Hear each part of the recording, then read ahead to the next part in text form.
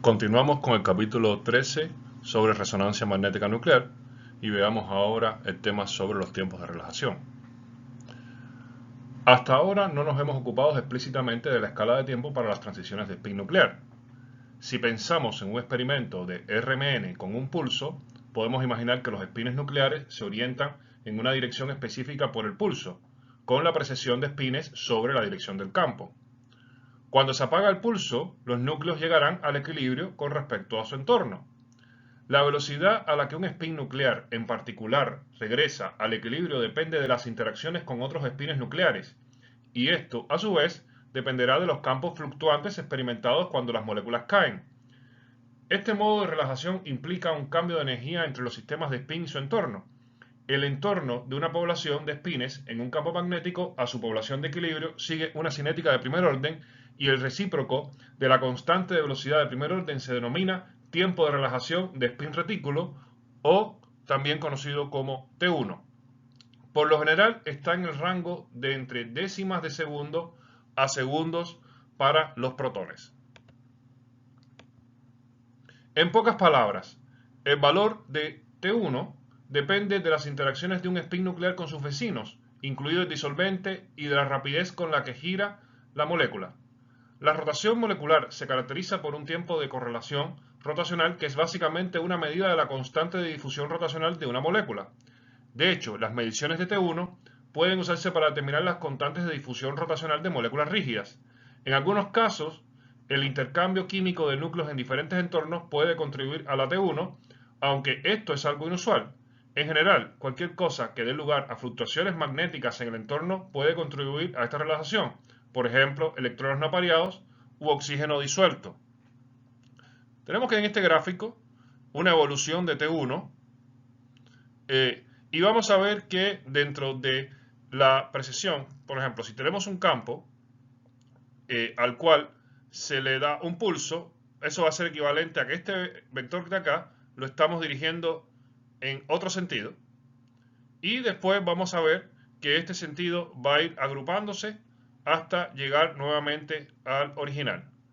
Esta restauración de una componente a nivel de longitud, o sea, componente longitudinal, es la que va a ser medida por T1 y el comportamiento del gráfico va a ser de esta manera a medida que pasa el tiempo.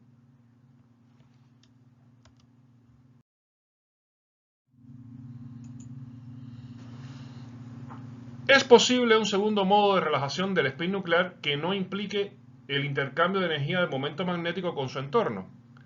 En términos de la imagen de un spin nuclear que se orienta en un campo y hace precesión alrededor de la dirección del campo, se puede pensar que el tiempo de relajación de spin retículo caracteriza el regreso de las orientaciones de spin a sus posiciones de equilibrio. El tiempo de relajación de spin-spin, o también llamada T2, por otro lado, va a estar asociado con la tasa de precesión alrededor de la dirección del campo. Básicamente, T2 va a ser una medida de las alteraciones en la frecuencia de precesión durante la relajación del spin nuclear. Esta alteración es diferente para diferentes espines nucleares, por lo que las tasas de precesión cambiarán entre sí.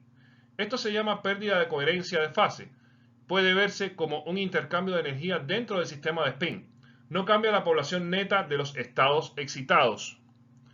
El factor dominante que determina T2 es la tasa de volteo molecular. El efecto de volteo molecular es cuantitativamente diferente para T2 y T1. Debido a que T2 es generalmente mucho más corto que T1 en líquidos, los anchos de línea de los espectros van a estar determinados por T2, donde 1 sobre T2 va a ser igual a pi por U medio, donde U medio es el ancho de pico de la mitad de su valor máximo. Como se dijo anteriormente, las moléculas que giran rápidamente producen líneas relativamente definidas, mientras que las moléculas que giran lentamente tienen líneas relativamente anchas.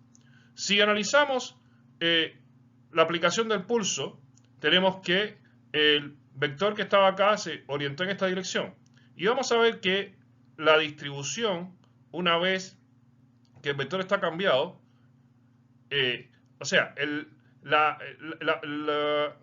dirección que existe o el tiempo asociado a que pasemos desde esta dirección que se alcanzó hasta obtener una distribución en todo el lugar donde ocurre la precesión, va a ser lo que va a caracterizar a T2. Y el comportamiento del gráfico va a ser de este tipo. Nótese que en el caso de T1 estamos hablando de un tiempo asociado a cuando pasamos del estado excitado al estado base con una diferencia de energía. Mientras en el caso de T2 estamos hablando dentro del mismo nivel de energía una nueva distribución. Por lo tanto, T2 no va a estar asociado a hacer cambios de energía desde el estado que fue inducido por el campo hasta el estado base. Y en ese sentido tiene características distintas. Y vamos a ver que con las variables, con los tiempos T1 y T2, vamos a poder caracterizar todo el fenómeno a nivel de la duración del tiempo.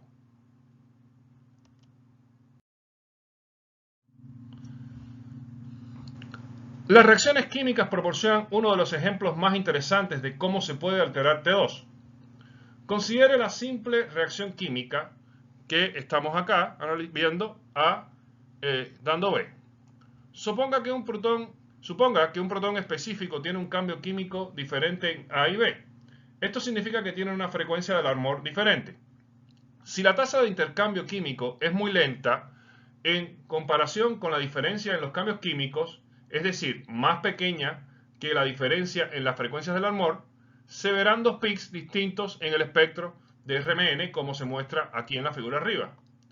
En el otro extremo, si la tasa de intercambio químico es muy rápida en relación con la diferencia en las frecuencias de desplazamiento químico, los estados A y B se interconvertirán muchas veces durante el experimento de RMN y las dos frecuencias se promediarán efectivamente. En consecuencia, solo se verá una línea nítida ubicada en el promedio de las dos líneas ponderadas por las poblaciones relativas de A y B, como se observa acá en la figura de la parte inferior.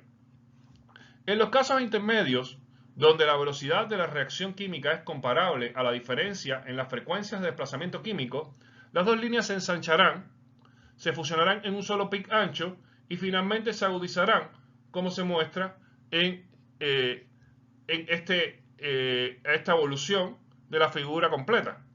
Para una sola línea, el tiempo de relajación giro-giro se puede escribir con esta ecuación donde 1 sobre T2 es igual a 1 sobre T2A más 1 sobre tau A, donde T2A es el tiempo de relajación del estado A sin intercambio químico significativo y tau A es el tiempo de relajación para la reacción química. No profundizamos en los detalles en el capítulo, pero la forma de la línea se puede analizar cuantitativamente para determinar las constantes de la velocidad de la reacción química. La escala de tiempo de las reacciones que se pueden estudiar estará determinada por la diferencia de desplazamiento químico entre los dos estados. Por ejemplo, si la diferencia es de 100 Hz, entonces se puede estudiar las velocidades de reacciones químicas en el rango de 1 sobre 100 igual a entre 10 a 2 segundos. Con este método se han investigado reacciones como la tasa de intercambio de hidrógenos entre proteínas o aminoácidos y agua.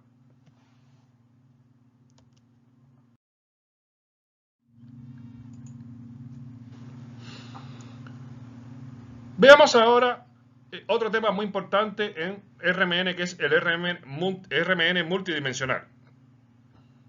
Hemos considerado lo que ahora se llama RMN unidimensional, es decir, determinar el espectro para un núcleo específico escaneando el campo magnético o mediante el análisis de las frecuencias asociadas con la inducción libre de desintegración que sigue a un pulso de frecuencia. El análisis unidimensional ha sido invaluable para determinar las estructuras de moléculas pequeñas y también puede usarse para obtener información sobre macromoléculas. Sin embargo, para obtener información estructural definitiva sobre las macromoléculas, es necesaria la RMN multidimensional. La génesis de este campo fue a principios de la década de 1970 y su vigorosa evolución continúa hasta nuestros días. El principio subyacente de la RMN multidimensional es encontrar peaks cruzados que vinculan dos resonancias. Este enlace puede ser a través del espacio o mediante una pequeña cantidad de enlaces químicos.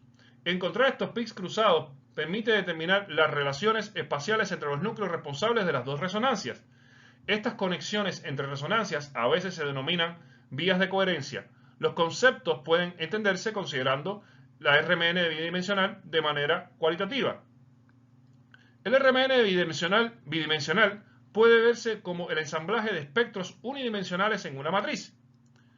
En la fase de preparación se aplica un pulso de frecuencia al sistema. Se produce entonces una fase de evolución de longitud T1, como se muestra acá en la figura, seguida de un periodo de mezcla que termina en un segundo pulso. También se pueden aplicar un pulso entre las fases de evolución y de mezcla, dependiendo del experimento bidimensional específico que se esté realizando. Finalmente se produce un decaimiento de inducción libre durante un tiempo T2 en la fase de adquisición de datos. En el experimento real, T1 se varía de forma incremental y la señal se recopila durante el periodo T2, lo que finalmente da una gran cantidad de puntos de tiempo. Este experimento se repite muchas veces y se promedia la señal. La naturaleza de los pulsos dependerá del experimento específico. Cualitativamente, los pulsos invierten los spines, los momentos magnéticos, en el campo que se crea, y el final de la fase de mezcla los voltea nuevamente. En la fase de evolución, los momentos magnéticos asociados con el spin nuclear regresarán parcialmente al equilibrio a una velocidad que depende de T1 y de T2. El retorno al equilibrio también se va a producir en la fase de recolección de información. Por el contrario, el RMN unidimensional utiliza solamente un solo pulso, seguido de la desintegración por inducción libre y la recopilación de datos. El diseño de estos experimentos puede ser bastante complicado, ya que depende de las conexiones entre los estados de spin que se estén probando y de los tiempos de relajación. La representación del resultado se realiza mediante la realización de una transformada de Fourier en los conjuntos de datos T1 y T2, convirtiéndolos en un gráfico bidimensional de V1 frente a V2, siendo la tercera dimensión la amplitud de los pics de resonancia que se van a observar.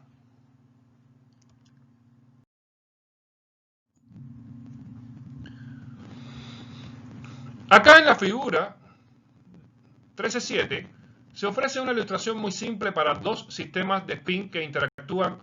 Los pics que ocurren en la diagonal tienen la misma frecuencia en ambas dimensiones y corresponden al espectro unidimensional. O sea, el espectro unidimensional lo veríamos acá en la diagonal. Mientras que los que ocurren fuera de la diagonal representan los casos donde diferentes sistemas de spin interactúan durante el periodo de mezcla, lo cual es transferencia de coherencia. O sea, los pics que están fuera de la diagonal son los de transferencia de coherencia. Los contornos se utilizan generalmente para indicar las amplitudes de los picos de resonancia, en lugar de una tercera dimensión.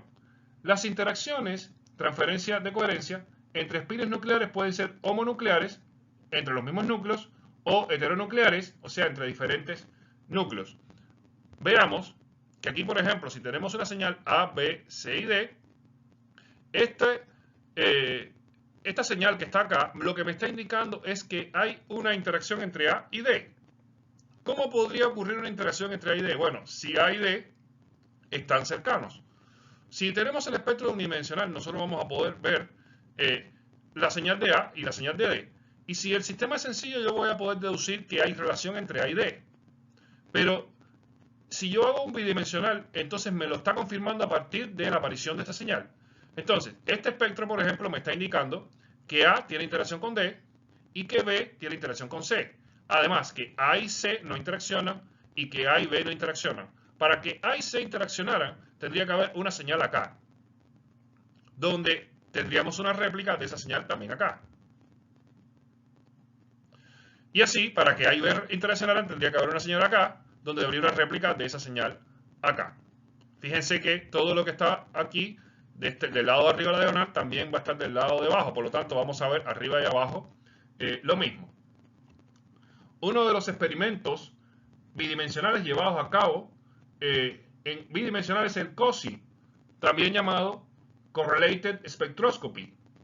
Este experimento identifica pares de núcleos que están unidos por acoplamiento escalar, conectividades de división spin-spin. La interacción entre estos núcleos ocurre durante la relajación que tiene lugar en la fase de mezcla y da como resultado picos cruzados en el espectro. El acoplamiento escalar, o sea, picos fuera de la diagonal, entre núcleos significa que están dentro de tres enlaces covalentes. En la figura se muestra un espectro COSI típico. Vemos acá que es parecido a esto que vimos acá, pero ya en un espectro más realista. O sea, tenemos que aquí en la diagonal va a estar el espectro unidimensional y las señales que están fuera de la diagonal lo que me está indicando que hay señales que están interactuando acá. O sea, hay alguna señal que está acá que está interactuando con otra que está por acá. Y hay alguna señal que está por acá que está interactuando con otra que está por acá. Si el espectro unidimensional es muy complejo, la única manera de ver esas interacciones va a estar en el análisis que está fuera de la diagonal. Acá como ejemplo tenemos el caso de un COSI bien sencillo de una molécula conocida. En este caso tenemos acá un carbono que va a estar en A, un carbono B, el carbono C y el carbono D. Vamos a ver acá que vamos a tener la interacción, tenemos las señales de A, B y D acá en esta dirección horizontal y tenemos las mismas señales acá en esta dirección vertical. Entonces vamos a ver que en la diagonal está el espectro, va a estar el espectro lo mismo acá que acá, va a estar representado en la diagonal y acá estamos viendo una interacción entre A y B. Y esa interacción entre A y B va a estar señalada por este punto que va a estar aquí fuera de la diagonal. Fíjense que A y B van a estar interaccionando porque en la molécula van a estar uno al lado del otro. En el caso de D, no va a tener interacción con nadie. Fíjense que como estamos hablando de aquí de espectro de protones, C no contiene ningún protón. Entonces los protones van a estar en A, van a estar en B, van a estar solamente en D. D no tiene interacción con nadie porque está muy lejos de B y A, entonces no hay ninguna señal en la diagonal que esté asociada a D. Y la única señal que está en la diagonal está asociada a la interacción entre A y B. Si yo no hubiera tenido el espectro bidimensional, yo sencillamente vería las señales de A, de B y D, y por la forma de ellas podría identificar cuál es cuál. Y solamente por la forma, bueno, una vez que identifico cuál es cuál, la forma y la posición, por supuesto, porque va a haber una diferencia. Este A va a estar enlazado a un carbono, este B va a estar enlazado a un oxígeno, y eso va a hacer que se desplace más, como vemos acá. Mientras que D está a un carbonilo y va a tener un desplazamiento menor. O sea, el blindaje que van a tener, cada uno de ellos está asociado con los grupos que tienen al lado. El A es el menos desplazado porque tiene un carbono CH2 al lado. B es el más desplazado porque tiene un oxígeno al lado que es muy electronegativo. Y D es el que le sigue porque tiene un carbonilo que produce un efecto menor que el que produce un oxígeno. Por eso es que las señales están colocadas acá. En el unidimensional yo puedo hacer ese análisis y determinar el espectro. Aquí no estamos considerando los acoplamientos de spin-spin, solamente los corrimientos químicos. Ahora, una vez que yo tengo el espectro bidimensional, yo aquí tendría la total seguridad de que esta molécula, de que estas señales que están aquí son las que estoy diciendo, porque estoy viendo claramente la interacción de señales, la señal A y B. Vamos a ver que para las moléculas muy sencillas no va a ser, no va a realizarse un COSI, porque sería como, digamos, como malgastar recursos. En el caso de una molécula pequeña es fácil asignar todo por un unidimensional. Pero cuando tenemos moléculas muy complejas, entonces el bidimensional va a ser esencial. No vamos a poder ver las señales en el unidimensional porque se van a superponer todas. Y entonces el bidimensional nos va a dar más información que nos perdimos en el unidimensional.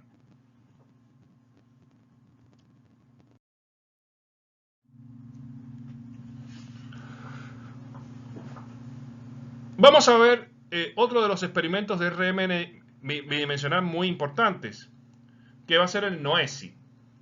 Uno de los experimentos de RMN bidimensional más importante es la espectroscopía de efecto de sobrecarga nuclear, NOESI o Nuclear Overhauser Effect Spectroscopy. Esta es una interacción a través del espacio que tiene lugar debido a las interacciones entre los dipolos magnéticos de dos espines nucleares. En términos de nuestra discusión anterior, esto involucra principalmente el modo de relajación T1 y está acoplado con el movimiento de rotación. El NOE es el equivalente de RMN de la transferencia de energía de resonancia de fluorescencia. Es un fenómeno parecido, pero en RMN. De hecho, un NOE se puede observar solamente en una dimensión. O sea, yo no necesito tener un bidimensional para observar un NOE. Pero una vez que tengo un bidimensional, puedo tener una información más clara. Si se aplica un campo magnético suficientemente grande en la condición de resonancia de un núcleo dado, el sistema de spin se satura, es decir, los estados fundamental y excitado se vuelven igualmente poblados, de modo que no se puede absorber más energía. Si el momento magnético de este núcleo está lo suficientemente cerca en el espacio de otro momento magnético, se puede transferir energía. Esto perturba la intensidad de la resonancia del núcleo al que se transfiere la energía y disminuye la intensidad de resonancia del núcleo que inicialmente fue irradiado. El NOE se detecta en distancias de 5 angstroms o menos. Depende de la sexta potencia invertida de la distancia entre los núcleos. O sea, tiene una dependencia con respecto a R a la menos 6. El experimento NOESI es bastante similar al experimento dimensional descrito anteriormente, excepto que se aplica un pulso tanto al principio como al final del periodo de mezcla, siendo constante el tiempo del periodo de mezcla. En la figura que tenemos acá, la figura 13.9, se da un ejemplo de un espectro NOESI donde se presentan los NOE protón-protón para un complejo de ADN y un antibiótico de distamicina A. Debido a la dependencia de la distancia de este efecto, la distancia entre espines se puede estimar a partir de los picos cruzados. Sin embargo, debido a que a partir de estas mediciones solo se deriva la distancia, no la dirección, se deben determinar muchas distancias para llegar a una estructura única. La manera más sencilla de entender el efecto NOE la podemos ver con esta figura que está acá. Tenemos que en esta figura estamos representando a una molécula donde hay dos hidrógenos que están separados muchísimo a partir de sus enlaces, de los enlaces que los unen a ellos. Pero en el espacio tridimensional ocupan un espacio cercano. Y además estas moléculas tienen una rigidez tal que este espacio cercano se va, a conservar. En el caso del NOE, el efecto NOE va a ser capaz de detectar que estos dos hidrógenos están cercanos, ya que al hacer irradiar uno de ellos, se va a transferir energía al otro. Entonces yo voy a poder identificar hidrógenos cercanos en el espacio. Esto es muy relevante para el caso, por ejemplo, de proteínas, ya que tenemos que hay aminoácidos que están cerca uno de otro a pesar de que son residuos muy separados y están cerca uno de otro porque pertenecen a residuos distintos, pero estos residuos forman parte de una estructura que puede ser una hélice o puede ser una sábana beta que hace que estos hidrógenos estén cercanos. Yo podría irradiar algún hidrógeno si conozco dónde está y determinar cuáles son los hidrógenos que están cercanos. Lo que se va a ver es que la señal se va a modificar. O sea, una vez que yo irradio un hidrógeno, yo voy a ver cuáles señales se modifican. Y esas señales que se modifican son las que van a querer indicarme que estamos en un hidrógeno que está cercano.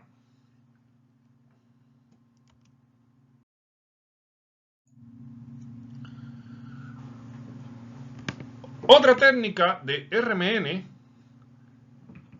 es el acoplamiento dipolar residual o RDC. Esta es una técnica que se usa comúnmente para proporcionar información sobre las orientaciones relativas de los núcleos y las direcciones de los enlaces que los conectan en macromoléculas. En el RMN de alta resolución, las interacciones entre los dipolos magnéticos de los núcleos se promedian a cero por el rápido movimiento de las moléculas, lo que produce resonancias espectrales estrechas. Sin embargo, se puede obtener información estructural adicional orientando parcialmente las muestras en el campo magnético. En este caso, el acoplamiento entre dipolos magnéticos nucleares se puede medir como RDC. Estas medidas dan información sobre las orientaciones relativas de los núcleos. Además, estas interacciones se extienden a una distancia mayor que los efectos NOE. El conocimiento de las orientaciones relativas de los núcleos se puede traducir directamente en información estructural. Por tanto, se pueden utilizar medidas completas de RDC para determinar estructuras macromoleculares. También se pueden utilizar para obtener información dinámica. Tenemos que considerar que lo que analizamos previamente de los corrimientos químicos y los acoplamientos spin-spin te resuelven estructuras cuando estas estructuras son muy sencillas. Pero cuando estamos hablando de estructuras muy complejas como proteínas o ácidos nucleicos, ARN, ADN, etc., estamos hablando de estructuras donde las señales ya se van a confundir todas. Entonces yo necesito otras metodologías para tener más información. RDC es una de estas metodologías. Para las moléculas diamagnéticas afectadas por campos de intensidades moderadas, las moléculas tienen poca preferencia en la orientación. Las muestras de volteo tienen una distribución casi isotrópica y los acoplamientos dipolares promedio llegan a cero. En realidad, la mayoría de las moléculas tienen orientaciones preferidas en presencia de un campo magnético, porque la mayoría tiene susceptibilidad magnética anisotrópica. RDC es una de las metodologías de RMN muy útiles en el estudio de estructuras de interés biológicos. RDC es más adecuado para sistemas con valores altos de tensor de susceptibilidad magnética. Esto incluye complejos proteína ácido nucleico, ácidos nucleicos, proteínas con gran número de residuos aromáticos, proteínas que contienen porfirina, proteínas unidas a metales, etc. Para una molécula completamente orientada, el acoplamiento dipolar para un grupo amida 1H15N, o sea, me estoy refiriendo a protón de hidrógeno 1 con nitrógeno 15, sería superior a 20 kHz. Y un par de protones separados por 5 Å tendrían un acoplamiento de hasta aproximadamente 1 kHz. Sin embargo, el grado de alineación logrado mediante la aplicación de un campo magnético es tan bajo que los acoplamientos dipolares entre el hidrógeno 1 y el nitrógeno 15 o un hidrógeno 1 y un carbono 13 más grandes van a ser menores a 5 Hz. Por lo tanto, se han diseñado muchos medios de alineación diferentes, por ejemplo, usando biselas lipídicas con gran susceptibilidad magnética o biselas de cristal líquido. Aquí lo que nos referimos es que no, digamos, en el caso de que hubiera una orientación total, podríamos tener diferencias de 1 kHz, pero eso no va a ocurrir. Entonces tenemos que crear medios que induzcan a esta orientación total a partir del experimento de RDC. No podemos dejarlo en un medio donde no va a ocurrir el proceso, porque lo único que va a ocurrir va a ser entonces una diferencia de menos de 5 Hz, que eso es muy poco, no es medible, no va a poder medirse. La medición de RDC va a proporcionar información sobre el plegamiento global de la proteína o del complejo proteico. A diferencia de las determinaciones tradicionales de estructura de RMN basadas en NOE, los experimentos RDC van a proporcionar información estructural a larga distancia. También pueden proporcionar información sobre la dinámica de las moléculas en escalas de tiempo por debajo de los nanosegundos. La mayoría de los estudios RMN aplicados a estructuras de proteínas se basan en el análisis del efecto NOE entre diferentes protones de la proteína. Debido a que el NOE depende de la sexta potencia invertida, o sea, de R a la menos 6, los NOE se pueden convertir en restricciones de distancia que se pueden usar en cálculos de estructura de tipo dinámica molecular. Los RDC proporcionan restricciones de orientación en lugar de restricciones de distancia y tienen varias ventajas sobre los NOE. Los RDC brindan información sobre el ángulo en relación con el campo magnético externo, lo que significa que pueden brindar información sobre las orientaciones relativas de las partes de la molécula que están muy separadas en la estructura. En moléculas grandes, de más de 25 kilodalton, por ejemplo, a menudo es difícil registrar NOE debido a la difusión de spin. Esto no es un problema para RDC. El análisis de un gran número de efectos NOE puede llevar mucho tiempo. Siempre que se disponga de un conjunto muy completo de RDCs, se ha demostrado para varios sistemas modelos que las estructuras moleculares se pueden calcular basándose exclusivamente en estas interacciones anisotrópicas, sin recurrir a ninguna restricción NOE. Sin embargo, en la práctica esto no se puede lograr y RDC se usa principalmente para refinar una estructura determinada por datos NOE y acoplamientos J. Un problema con el uso de acoplamientos dipolares en la determinación de las estructuras es que un acoplamiento dipolar no va a describir de forma única una orientación de vector internuclear. Además, si se dispone de un conjunto muy pequeño de acoplamientos dipolares, el refinamiento puede conducir a una estructura peor que la original. En el caso de moléculas alargadas como el ARN, donde la información de torsión local y las distancias cortas no son suficientes para restringir la estructura, las mediciones de RDC pueden proporcionar información sobre las orientaciones de enlaces químicos específicos a lo largo de un ácido nucleico con respecto a un solo marco de coordenadas.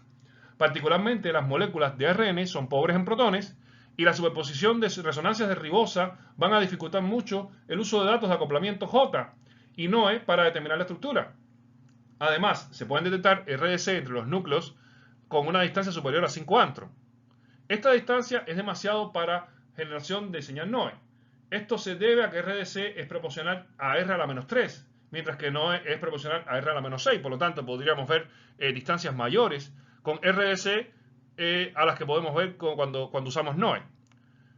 También se ha demostrado que las mediciones RDC son extremadamente útiles para una determinación rápida de las orientaciones relativas de unidades de estructuras conocidas en proteínas. En principio, la orientación de una subunidad estructural, que puede ser tan pequeña como un giro de una hélice o tan grande como un dominio completo, pueden establecerse a partir de tan solo 5 RDC por unidad. Como un RDC proporciona información promediada espacial y temporalmente sobre un ángulo entre el campo magnético externo y un vector de enlace en una molécula, puede proporcionar información geométrica rica sobre la dinámica lenta en un rango más o menos de 10 a la menos 9 segundos en las proteínas. Veamos acá esta estructura que tenemos acá y podemos ver más o menos una idea sobre lo que podríamos hallar por RDC. Tenemos que aquí las hélices van a tener protones y estos protones van a tener orientaciones determinadas que van a ser útiles para conocer la dirección de la hélice. Si yo aplico un RDC, yo podría obtener estas orientaciones y podría obtener estas. Y entonces ahí yo podría conocer cuál es la orientación de esta hélice con respecto a esta. Fíjense que lo que estoy haciendo es aprovechándome de los protones que están dirigiendo en la hélice. Y una vez que me aprovecho de ellos, bueno, puedo tener información estructural que quizás no había podido tener en un experimento de cristales. Además, también podría obtener esta información de manera dinámica, cosa que un cristal no puede hacer.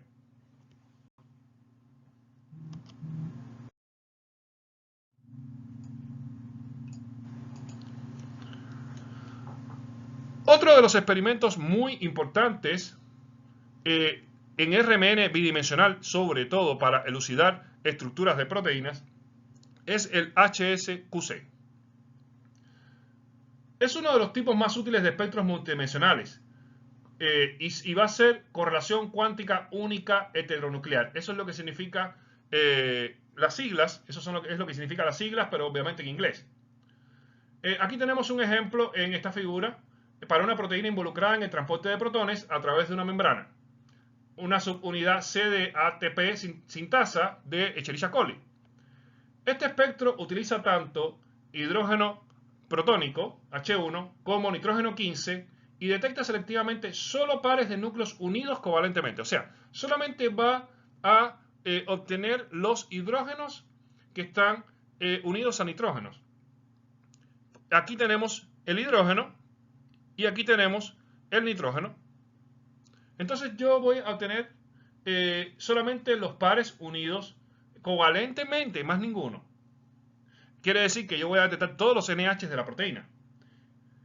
Cada punto en este mapa de contorno representa un par HN en toda la proteína. Tienen que pensar que estamos hablando de una proteína compuesta por aminoácidos. Todos los aminoácidos van a estar aquí en distintas posiciones, donde aquí los números que estamos viendo son los números de los residuos. Bien, entonces cada punto del mapa representa un par HN con la posición en el eje horizontal que va a representar la frecuencia de resonancia del protón y la posición en el eje vertical que representa la frecuencia de resonancia del núcleo de nitrógeno. Debido a que cada aminoácido, excepto la prolina, tiene una amida principal, esencialmente cada residuo va a estar representado en este espectro. O sea, las prolinas no van a estar porque las prolinas no tienen un hidrógeno principal en el NH, no tiene un NH principal. Las cadenas laterales que contienen amidas darán también lugar a resonancias adicionales, por lo tanto van a aparecer señales que no van a ser del backbone, que van a ser de la cadena lateral, solamente de aquellas aminas que tengan, de aquellos aminoácidos, de aquellos residuos que tengan grupos aminos laterales. Si ustedes se fijan, este tipo de espectro va a proporcionar información directa sobre qué nitrógeno está acoplado a qué hidrógeno. Además, las resonancias suelen estar bastante bien resueltas. El espectro HSQC proporciona información que es útil para asignar las resonancias observadas a residuos de aminoácidos específicos. Cuando yo quiero hacer un HSQC, lo que tengo que hacer, bueno, primero es obtener este espectro y tendría que ser capaz de asignar cada una de estas señales, cosa que es posible hacer. Van a aparecer señales que van a estar vinculadas con grupos aminos que no pertenecen a backbone. Esa voy a tratar también de identificarlas y dejarlas fuera de mi análisis. ¿De qué me sirve esto? Bueno, imagínense que tenga una proteína y yo logro sacar el HSQC y después estudio cómo esta proteína interactúa con un ligando. Ese ligando va a acercarse a algunos residuos. Aquellos residuos a los que se acercó el ligando van a modificar sus señales. Por ejemplo, si yo tengo este HSQC con estas señales que ya yo asigné y cuando yo hago el mismo espectro para la proteína con ligando, obtengo, por ejemplo, que esta señal 78 se movió, la 65 se movió, la 40 se movió o algo así. Entonces yo puedo definir que estos 78, los que mencioné, están asociados a la unión con el ligando y por eso es que se modificaron su posición, porque el ligando va a modificar el entorno. Y como va a modificar el entorno, entonces el espectro va a ser sensible. Bueno, ese tipo de cosas, o por ejemplo, si ocurren cambios conformacionales en la proteína, si ocurren cambios dinámicos, se va a poder detectar una vez que yo hago un HSQC, porque cada una de estas señales representa un residuo. Y si uno de estos residuos se movió, entonces, porque el sistema lo afectó, entonces el HSQC lo va a identificar. En este sentido, el HSQC es muy, muy útil.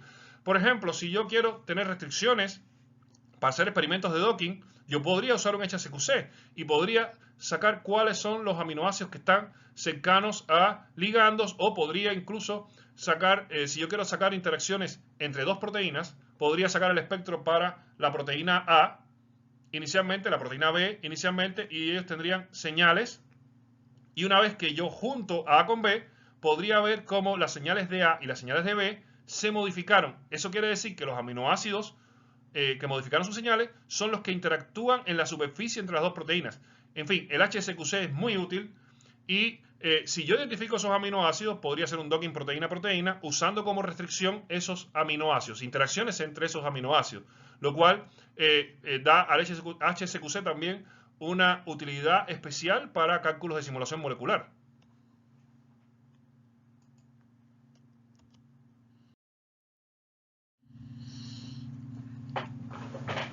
Extender la RMN a dimensiones superiores a 2 va a implicar conceptos similares.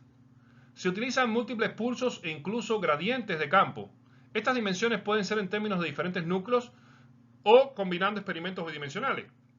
Los núcleos más comúnmente estudiados, además de hidrógeno 1, son carbono 13 y nitrógeno 15.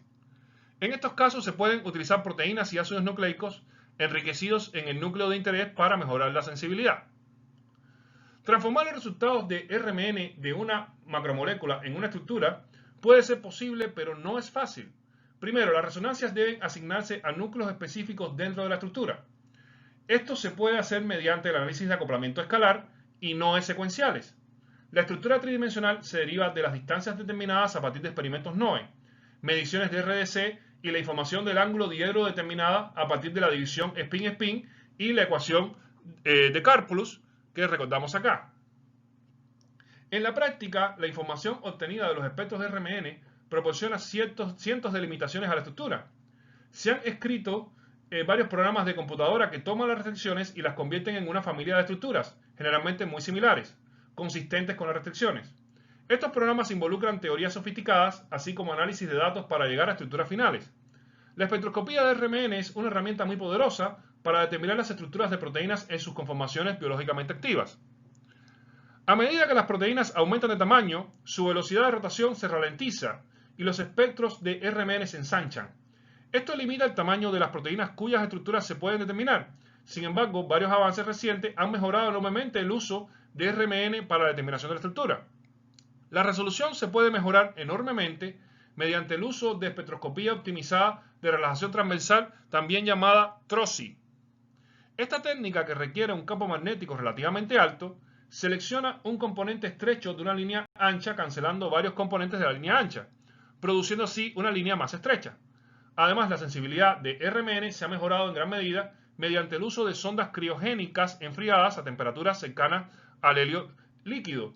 Esto permite el estudio de soluciones de macromoléculas más diluidas. De hecho, ahora es posible determinar los espectros de RMN en células vivas, lo que permite el estudio directo de los sistemas fisiológicos.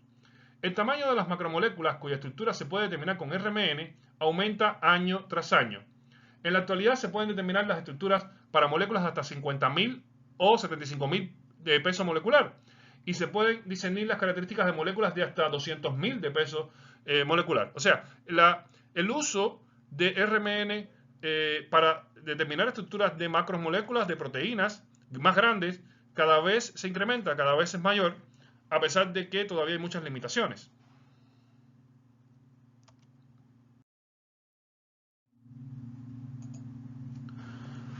Uno de los avances más notables en la medicina diagnóstica ha sido la evolución de las imágenes por resonancia magnética, o el IRM. Aunque los rayos X distinguen fácilmente los objetos duros, como los huesos, no distinguen las estructuras de los tejidos blandos. La resonancia magnética, por otro lado, proporciona excelentes imágenes de los tejidos y es capaz de distinguir entre varios tipos de tejidos. Los protones en el agua son el núcleo principal utilizado para la detección, aunque también se han desarrollado aplicaciones con carbono 13, fósforo 31 y flúor 19. El principio subyacente de la resonancia magnética es el uso de un gradiente de campo magnético. Dado que la frecuencia de resonancia es directamente proporcional al campo magnético, la frecuencia de la resonancia dependerá de su ubicación en el campo magnético. La intensidad de la absorción depende de cuántos protones van a estar presentes. Si se aplica un gradiente de campo magnético lineal, la posición de la resonancia cambiará, también linealmente, a medida que se varíe el campo. Por tanto, un gráfico de la amplitud de la resonancia frente a la frecuencia es equivalente a un gráfico del número integrado de protones frente a la distancia. Se puede obtener una serie de secciones transversales rotando la muestra en el campo o moviendo el campo alrededor de la muestra. Estas secciones transversales se pueden reconstruir para obtener una imagen tridimensional. En los tejidos blandos, la cantidad de agua varía según los diferentes tejidos, por lo que la densidad de los protones va a variar. Además, los diversos tejidos se caracterizan por valores de T1 significativamente diferentes. La diferencia en la densidad de protones se puede mostrar en reconstrucciones variando la oscuridad del sombreado. Además de poder distinguir varios tejidos blandos, la resonancia magnética no es invasiva, a diferencia de los rayos X o las inyecciones de sustancias extrañas, incluidos los isótopos radioactivos necesarios para otras técnicas de imagen. También debe mencionarse la resonancia magnética funcional. En estos estudios, el metabolismo y la actividad neurológica se pueden controlar directamente en sujetos vivos. Bien, en este caso estamos hablando sobre la resonancia magnética usada en medicina para hacer los análisis de RMN que típicamente nos hacemos cuando tenemos algún problema.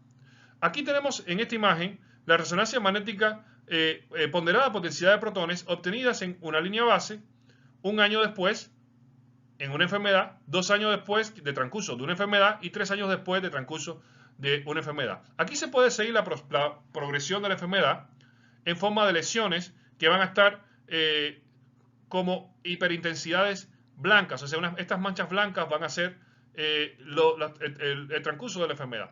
¿Cómo tú puedes identificar eso? Bueno, se debe a las diferencias de densidades de protones que existen entre los distintos tejidos.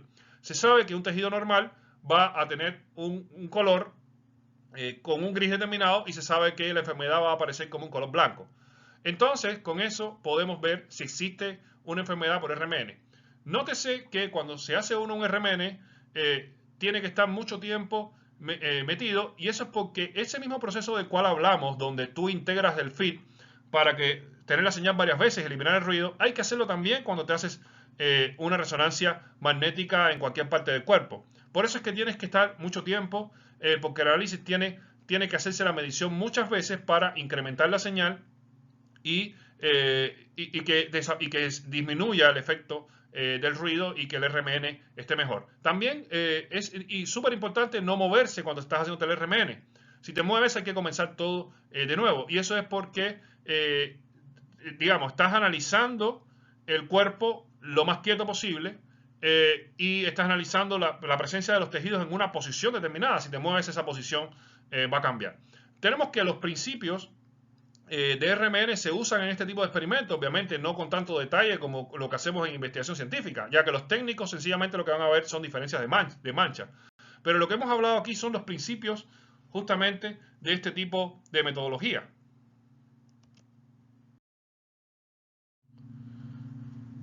Bueno, finalmente hablemos de lo que es resonancia de spin electrónico, que a diferencia de RMN es mucho menos usado. El RMN es mucho más usado que este método, pero vamos a ver para qué sirve, en qué se ha usado. Tenemos que, a diferencia del RMN, el ESR o la resonancia de spin electrónico no se observa para la mayoría de los materiales. Esto se debe a que los electrones suelen estar emparejados y en consecuencia no tienen un momento magnético neto. Sin embargo, los radicales libres y otras sustancias paramagnéticas tienen electrones desapareados que dan lugar a los espectros ESR. Debido a que las frecuencias asociadas con las transiciones entre los niveles de energía de los electrones desapareados en un campo magnético se encuentran en la región de microondas, se requieren técnicas especiales para la colocación de la muestra en el campo magnético. Conceptualmente, el experimento es el mismo que para RMN. El campo magnético varía hasta que se encuentra resonancia. La utilidad de ESR en los sistemas biológicos surge de las interacciones entre los espines nucleares y el spin del electrón. Esto da lugar a una estructura hiperfina en el espectro. Por ejemplo, si un núcleo vecino tiene un giro nuclear de 1 medio, tendrá dos orientaciones en el campo y dividirá cada uno de los dos estados de energía del electrón en dos, como se muestra acá en la figura. Debido a las reglas de selección de mecánica cuántica, solo se permiten dos transiciones entre estos cuatro estados de energía. Si el spin nuclear es 1, se crean 6 niveles de energía y se permiten 3 transiciones entre los niveles. La estructura hiperfina puede proporcionar información sobre el entorno de la especie paramagnética.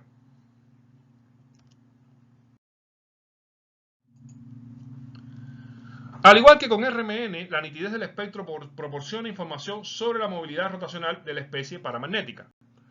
Sin embargo, la escala de tiempo para la rotación es muy diferente a la de RMN, porque las frecuencias van a ser mucho más altas. Tenemos que para SR, los tiempos de correlación rotacional de aproximadamente 10 a las menos 9 segundos influyen en el ancho de la línea, mientras que para la RMN, la escala de tiempo es de aproximadamente 10 a la menos 6 segundos. Por razones que no se van a detallar y que no se detallan en el capítulo 13, los espectros generalmente se presentan como la derivada de la amplitud versus el campo, como se muestra acá en la figura 13.13.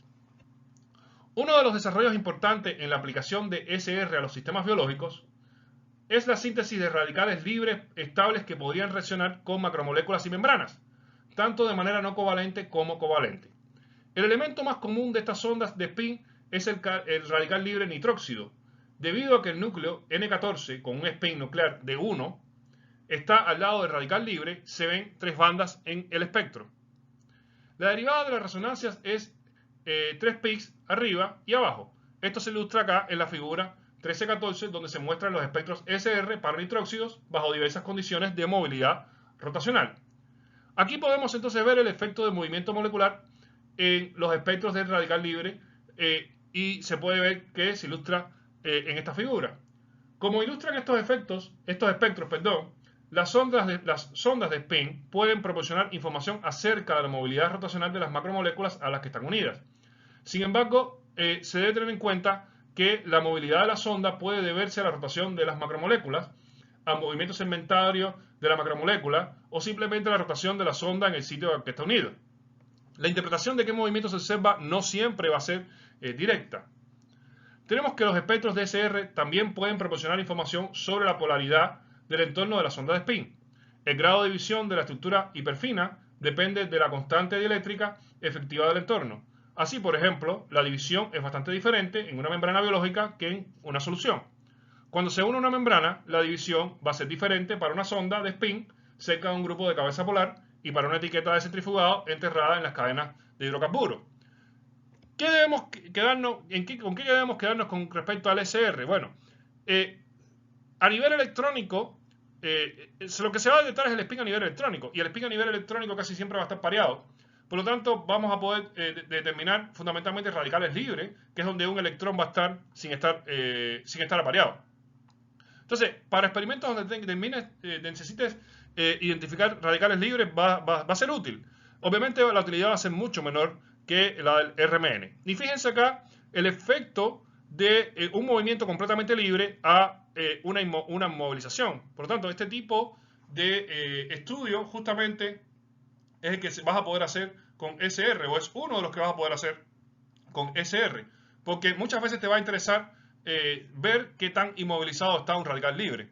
Y justamente con este tipo de espectro, variando las condiciones, puedes ver cómo el espectro varía y así vas a poder analizar la rigidez del sistema, la poca movilidad del sistema. Fíjense que aquí está hecho con distintas temperaturas y la movilidad es cada vez menor a medida que disminuyes la temperatura. Bien, terminamos el capítulo 13 y acá dejamos la referencia, que es nuestro libro Physical Chemistry for the Biological Science del 2015, el capítulo 13.